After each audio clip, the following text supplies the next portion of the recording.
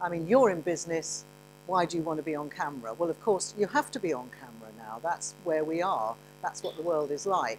You need to know how to do it, though. That hasn't changed.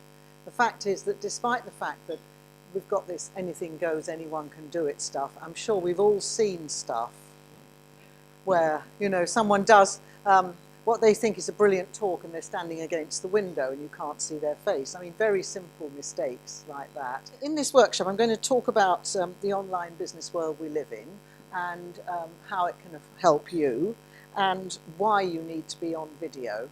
And there isn't really much of a choice. If you've got your own business, you need to be on video now. It's becoming an absolute necessity. Also, how to do your best, give you some tips on that. And we will have a practical session where you're going to put up your phones and some of you will try and talk to the phone. If you haven't done it before, it is a lot harder than you think. So, to do professionally. So, very important to have a go and see how you get on.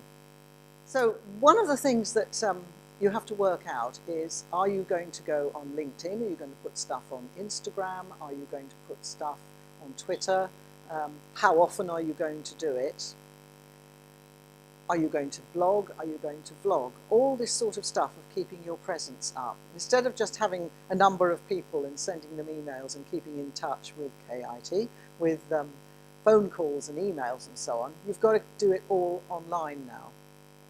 And now also, the other thing you've got to do is keep at reminding people what you look like. So that you've got to talk to the phone or the iPad, or if you do use a camera, you talk to them as though they're a person.